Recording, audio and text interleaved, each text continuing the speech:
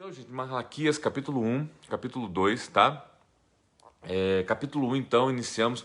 Lembrando, o período é muito importante você entender, para você entender todo o contexto. O povo de Deus que estava lá, cativo na Babilônia, ficou cativo por 70 anos. E por que Deus levou ele, ou permitiu que os babilônios, através de Nabucodonosor, capturasse, né, Jerusalém, sitiasse Jerusalém, levando todo o povo de Deus cativo para a Babilônia, e ali ficasse durante 70 anos cativos na Babilônia. Por quê?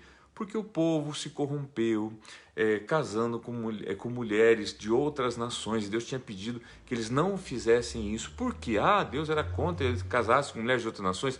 Na verdade, Deus estava tentando que eles não se contaminassem, porque as outras mulheres de outras nações, elas cultuavam outros deuses. Deus não queria que eles estivessem trazendo ídolos pagões, né? Deus tinha uma preocupação muito grande, porque Deus estava formando o caráter ainda do seu povo. Deus estava trabalhando com vários fatores que nós não temos tempo agora para entrar nesses detalhes todos, mas enfim, tá? Então o capítulo de Malaquias é eles agora, após os 70 anos de exílio da Babilônia, eles retornando para Jerusalém, uma cidade destruída, né, pela guerra, para reconstruir Jerusalém, reconstruir os templos, a cidade, as suas casas, e eles dão uma reconstruída rápida ali no templo. Na verdade, ali reconstruem a mesa o altar do sacrifício e tal, mas muito rapidamente vão reconstruir as suas casas, suas vidas, e Deus levanta o profeta Ageu, então, ali para, primeiro nós estudamos Ageu, você lembra, para exortá-los, dizendo, poxa, por que vocês estão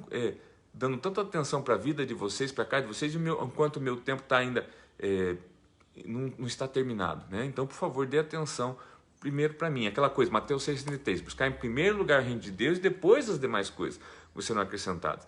Eles inverteram os valores. Então, o capítulo 1 de Malaquias, então, começa agora, né, ele fazendo uma repreensão, né? E deixa eu só ver aqui. E falando para eles assim, olha, eu amo vocês, tá? Eu amo vocês, eu quero que vocês lembrem disso. Daí o povo fala assim, mas de que jeito você nos ama? Tá? Passado já 70 anos que eles retornaram para Jerusalém, ele fala, que jeito que vocês nos amam se nós estamos passando fome e necessidade? Tá? Porque assim, o conceito de que Deus ama, muitas vezes para o povo é o seguinte, enquanto eu estou indo bem, eu posso dizer que Deus me ama. Se eu comecei a ir mal, Deus não me ama. Eu comecei mal, eu não estou mais prosperando, eu estou desempregado, eu estou gripado, eu estou doente, Deus não me ama. É o conceito que foi colocado na mente das pessoas. Qualquer coisa errada que esteja passando na sua vida, não, Deus não me ama porque eu estou passando uma dificuldade. Gente, não é verdade. Deus nos ama porque Deus nos elegeu. Nós somos eleitos. Para pensar, gente, numa escolha de muitas pessoas para serem geradas no ventre de uma mulher, Deus escolheu você. Isso é a maior prova que Deus te ama. Tá? Isso já é suficiente para você entender que Deus te ama. Tá? E é isso que Deus fala no capítulo 1 de Malaquias. Mas vamos lá, que hoje é o capítulo 2. Então, iniciando o capítulo 2, acompanhe comigo.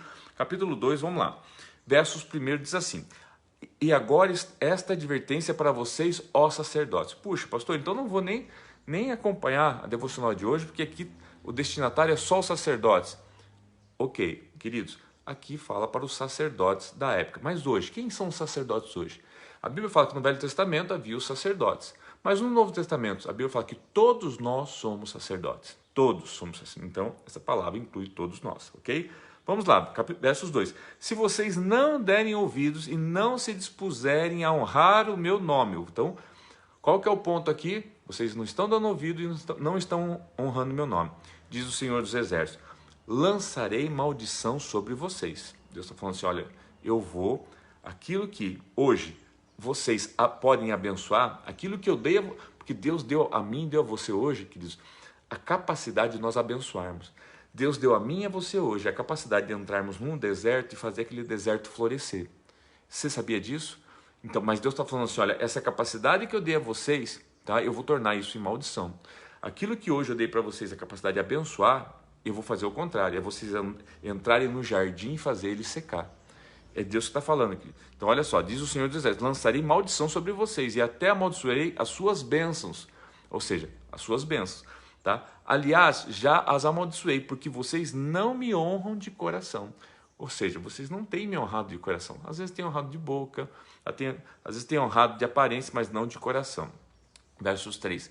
Por causa de vocês eu destruirei a sua descendência.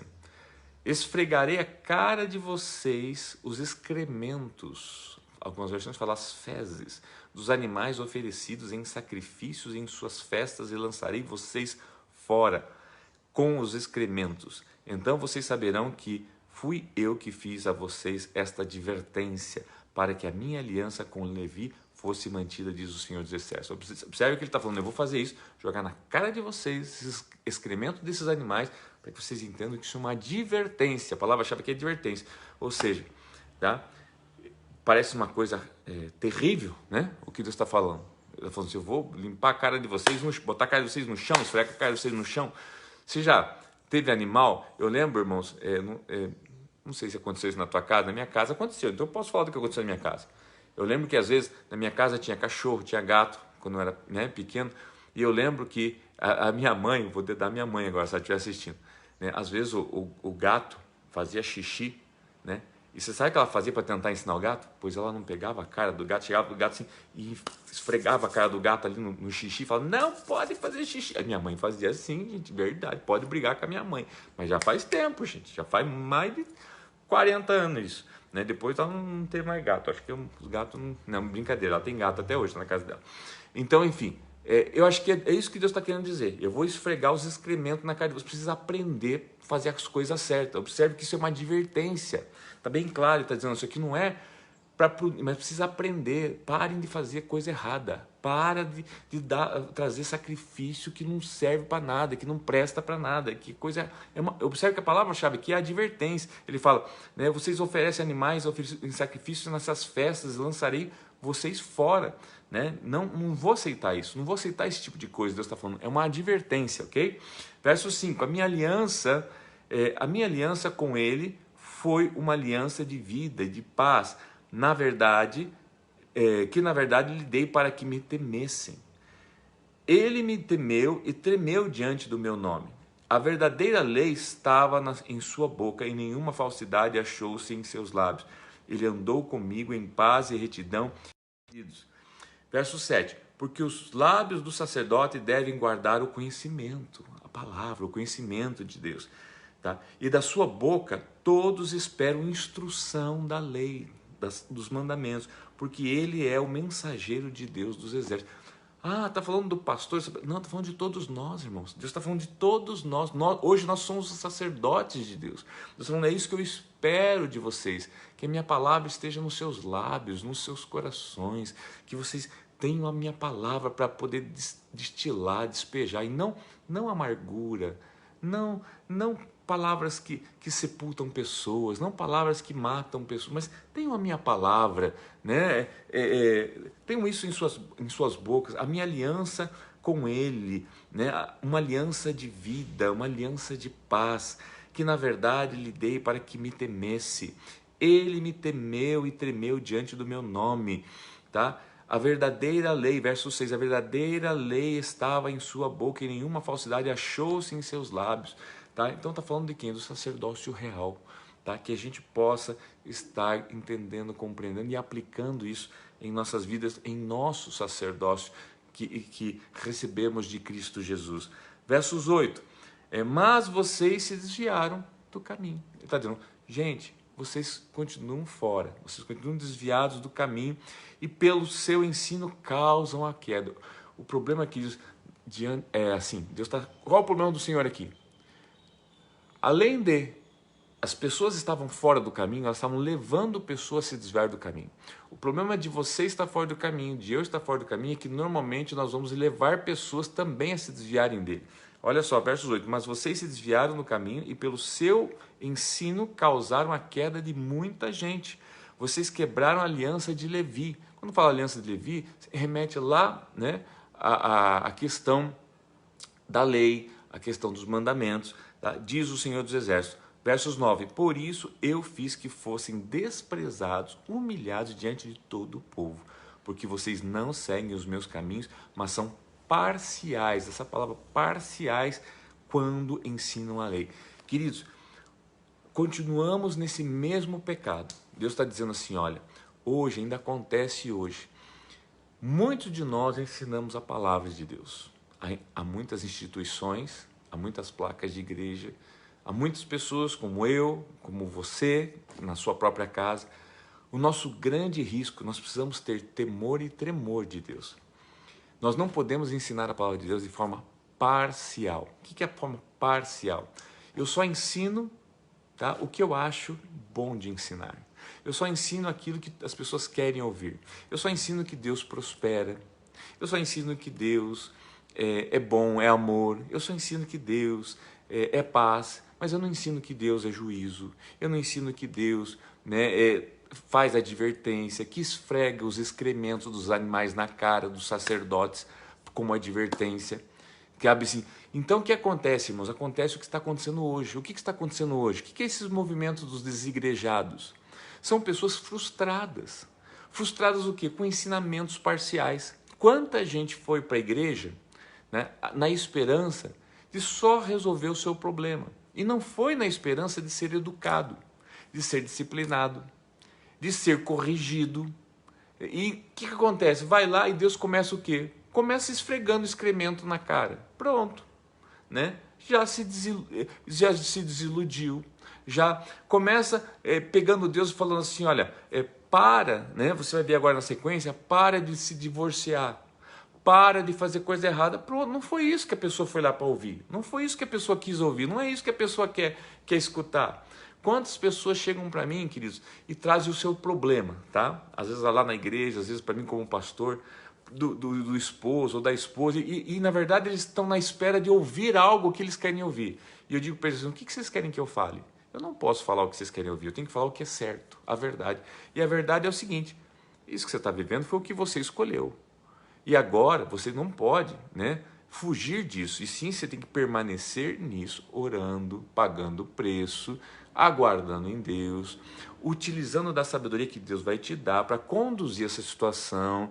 Sim, mas vai demorar? Pode ser que sim, pode ser que não, mas você tem que permanecer. Essa é a tua parte, talvez essa seja a sua cruz, talvez você vai obter uma solução disso ou não, mas a verdade é que quem escolheu isso foi você. Você escolheu isso, então agora você não pode fugir disso. Não, mas eu quero uma solução. Queridos, né? A gente arruma o problema e depois quer que Deus nos dê a solução. Deus dá, óbvio que Deus dá, mas nós precisamos aguardar nele, buscar o conhecimento dele, tá? E por isso que muita gente vai lá, às vezes, no ocultismo buscar soluções. Na verdade, as pessoas querem o quê? As pessoas querem uma situação assim, nem que seja com um engano, nem que seja com ludibriação. E isso Deus não negocia. Então, veja bem, cuidado com o ensino parcial. Cuidado, às vezes vem transvestido de luz, tá? Mas às vezes é algo tenebroso, ok? E cuidado que nós estamos em tempos sombrios. Nós devemos levantar as nossas antenas espirituais, porque estamos em tempos sombrios. Muitas pessoas estão indo atrás de soluções que não são certas. Soluções para o momento, mas que vão pagar um preço muito caro lá na frente, tá? Então, muita atenção nisso. Redobre a sua atenção nisso. Versículo de número 10, queridos. Agora, do 10 ao 17, para encerrarmos o capítulo. 10. Não temos todos o mesmo Pai? Não somos todos criados pelo mesmo Deus? Por que será, então, que quebramos a aliança dos nossos antepassados, sendo infiéis uns aos outros? Se todos somos filhos do mesmo Pai, por que nós somos infiéis com os nossos irmãos, uns aos outros? Por que, queridos, se somos filhos do mesmo Pai, tá? Todos dizemos, eu temo a Deus. Eu creio em Deus sim, mas eu tenho dificuldade de conviver com o meu irmão. Eu tenho dificuldade de reconhecer o meu próximo como meu irmão. Eu não quero ter amizade com o meu próximo. Eu não quero amar o meu próximo. Eu não quero amar o drogadito. Eu não quero amar aquele que tem menos conhecimento que eu e ainda está no pecado. Entenda uma coisa é eu conviver com o pecado dele. Outra coisa é eu ter misericórdia, compaixão e amar ele. Você não precisa conviver com aquela pessoa. Não quer dizer que você não possa ajudar essa pessoa, tá? Nem que seja orando, nem que seja enviando para uma casa de recuperação, nem que seja mantendo uma casa de recuperação, nem que seja orando por essa pessoa, até que Deus chegue o tempo dessa pessoa entender que é o tempo dela se corrigir, nem que seja, então, habitando com ela. Quantas pessoas, às vezes você casa com uma pessoa e aquela pessoa não é um alcoólatra, seja ele ou ela, mas depois se tornou um alcoólatra, tá? Ou um drogadito. E agora? Agora você abandona essa pessoa? Tá? Eu digo para você, você nasceu, você não tinha mal nenhum, você era puro em tudo, e depois você se tornou muita coisa. E a pergunta que eu faço para você, Deus te abandonou? Não. Deus continuou te amando, e continua te amando, e continua com você, orando e intercedendo, porque Jesus está à destra do Pai, orando e intercedendo para você, aguardando você se curar, e jamais vai abandonar você. E por que você tem tentado abandonar a pessoa que está doente? Por que você não continua no exemplo de Jesus, ao lado dessa pessoa? Eu sei que é difícil, eu sei que é duro, eu sei que é sofrido, eu sei que dói, mas isso é o amor verdadeiro. Isso é o amor que tudo sofre, que tudo espera. Isso é, irmãos, isso é cristianismo verdadeiro. O resto é narrativa, o resto é discurso, o resto é apenas um discurso bonito de quem não quer sofrer. Tá? Pois eu digo para você, o sofrimento às vezes é mais cristão do que o não sofrimento. Pensa nisso. Mas continue comigo mais um pouco. Não me odeie, queridos. Ouça primeiro até o final, tá? Versos 11. Colocar na íntegra, tá? Então, voltando então, queridos, nós paramos no versículo de número 11, tá? Judá tem sido infiel. Uma coisa repugnante foi cometida em Israel, ou entre o povo de Israel, tá? E em Jerusalém, Judá desonrou o santuário que o Senhor ama. Homens casaram-se com mulheres que adoram deuses estranhos. Que o Senhor lance fora das tendas de Jacó o homem que faz isso, seja ele quem for, mesmo que esteja trazendo ofertas ao Senhor dos Exércitos. Queridos, aqui eu faço assim uma paradinha só para dizer uma coisa. Deus está dizendo assim, vocês são muito espertinhos, né? Vocês perceberam que eu recebo as ofertas, vocês perceberam que eu recebo as ofertas de vocês, que as ofertas é um veículo é uma campainha, né, que chama a Deus e provoca uma resposta de Deus, mas saibam que mesmo vocês utilizando dessas ofertas para chamar a minha atenção e provocar uma resposta, a oferta não vai fazer com que eu ouça vocês estão fazendo coisas erradas. Então, o versículo 12 fala justamente isso, tá? Que o Senhor lance fora das tendas de Jacó o homem que faz isso, seja ele quem for, mesmo que esteja trazendo ofertas ao Senhor dos Exércitos, que outra coisa que vocês fazem, encham de lágrimas o altar do Senhor, chorem e gemem, porque ele já não dá atenção às suas ofertas, ele não vai ouvir as suas ofertas, nem as aceita com prazer. Queridos, então não tente comprar Deus com as suas ofertas. Tem gente que está tentando comprar Deus com oferta. Infelizmente tem pessoas tentando comprar Deus com oferta, tá? Porque aprenderam, e é verdade, a oferta é uma campainha, sim, a oferta é uma maneira de você provocar a atenção de Deus. Sabe por quê? Eu vou ensinar você algo nessa manhã. Você sabe por quê? Porque que é oferta? Oferta, irmãos, é sangue. Oferta é sangue. A oferta no Velho Testamento é pegar o animal e derramar sangue. Oferta hoje, o dinheiro. O que é o dinheiro senão o teu sangue que é derramado através do suor? Você sabia que o suor é oferta? É sangue? Suor é sangue, queridos. Suor é sangue. Vai pesquisar sobre isso. O que é o suor? O suor é sangue, sangue. Entendeu? O seu trabalho hoje, quando você trabalha para ganhar o seu dinheirinho, tá? O teu dinheiro, quando você leva, contribui, é sangue. Por isso que Deus responde a tua oferta.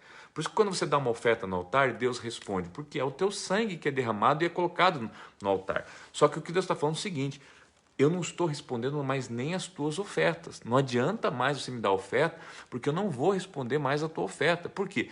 Vocês se tornaram pessoas repugnantes, porque não adianta vocês achar que agora só dar a sua oferta é suficiente. Não, tá? Não adianta vocês fazerem um monte de coisa errada e depois chegar lá, dar a oferta achando que eu vou trocar com vocês por uma oferta. Não vou aceitar suas ofertas. É isso que Deus está falando aqui em Malaquias capítulo 2, versos 13. Não adianta também chorar, não adianta derramar lágrima, né? Choram, gemem, porque ele já não dá atenção às suas ofertas, nem aceitos com prazer. Versos 14. E vocês ainda perguntam, por quê? Por quê? Por que, Senhor, você não está aceitando as nossas ofertas? Por que, Senhor, você não está aceitando as nossas lágrimas? Por que, que você não está aceitando os nossos gemidos? Tá? É porque o Senhor é testemunha entre você e a mulher da sua mocidade, pois você não cumpriu a sua promessa de fidelidade.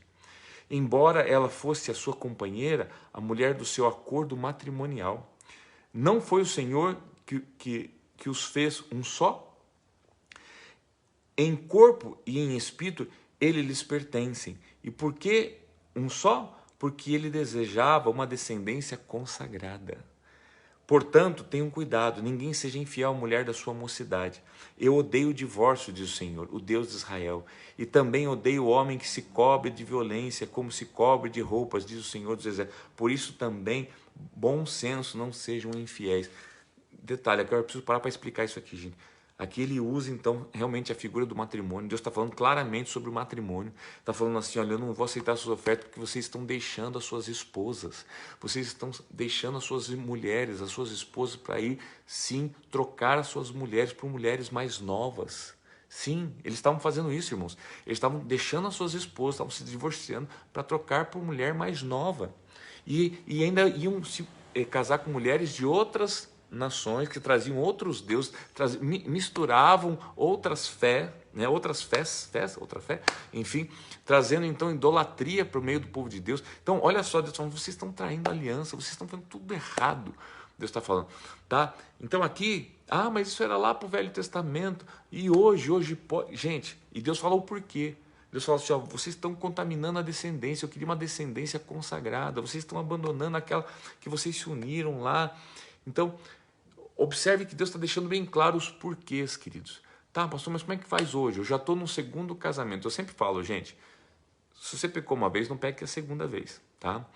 Hoje você tem a graça de Deus, a misericórdia de Deus, você tem o sangue de Jesus, mas assim, não use isso como desculpa, tá? Faz o seguinte, vou usar o português bem claro, quieto facho, tá? Fica onde você tá, né? Aquela coisa assim, tipo, toma, né, a tua cruz e segue, clama a Deus, santifica, fala, Deus, as coisas velhas se passaram, isso que tudo se fez novo, olha, eu vou caminhar um dia de cada vez. O Senhor fez novo esse dia, daqui para frente eu não vou errar mais, queridos. E toma isso como uma verdade da tua vida. E para de dar desculpa, e para de inventar desculpa, tá? E deixa daí a graça e a misericórdia de Deus conduzir a sua vida. Mas não comete erros, né, em cima de erros como eles estavam fazendo aqui, tá? E colocando desculpas. É isso que Deus está falando assim, eu não vou mais acertar. Por isso, irmãos, eu digo para você, olha só, Deus nos deu o poder da bênção, de você orar por alguém e Deus responder. Você é sacerdote da tua casa, você orar pela tua casa e Deus responder. Mas quando você começa a orar pela tua casa e Deus não responder mais, tá? É porque Deus não está mais aceitando a tua oferta, Deus não está mais aceitando o teu sangue, Deus não está mais aceitando a tua oração. Por quê? Porque tem alguma coisa errada. Se arrependa, peça perdão a Deus, tá? Porque Deus vai te perdoar, porque o sangue de Jesus já foi derramado para isso. Mas você precisa se arrepender, ok? Você tem cansado o Senhor com as suas palavras, verso 17. Vocês têm cansado o Senhor com suas palavras. Como o temos cansado? Perguntam. Vocês ainda perguntam quando dizem, todos os que fazem o mal são bons aos olhos do Senhor. E ele se agrada deles. E também quando perguntam, onde está o Deus da justiça? Deus está dizendo assim, vocês ainda têm cometido 2 pecados graves. Porque vocês me acusam, Deus está dizendo. Tá? Vocês estão me acusando com 2 perguntas, tá? Vocês têm cansado o Senhor com as suas palavras. Qual que é a primeira pergunta? Como temos cansado? Vocês ainda perguntam, quando dizem, todos os que fazem o mal são bons aos olhos do Senhor. As pessoas fazem tanta coisa errada e Deus não faz nada. Eu estou aqui tentando servir a Deus, estou tentando ter uma vida evangélica ou cristã e Deus ainda vem me cobrar todas essas coisas. Deus ainda vem falar que eu estou sendo infiel. E os outros que estão fazendo toda a coisa errada e Deus não faz nada para eles. Deus está falando, esse é o primeiro erro grave. Quando você faz essa pergunta para Deus. Quer dizer que você não entendeu ainda quem você é e a tua posição. Segunda pergunta, segundo erro grave, irmãos. Pega aí no teu espírito, tá? Onde está o Deus da justiça? Que justiça é essa? Que Deus não faz nada por quem está fazendo tanta coisa errada, o estrupador, o ladrão, não sei o quê, e agora Deus está dizendo que não vai me abençoar? Eu tentando fazer as coisas certas, tentando ir para a igreja, tentando... Segundo erro grave.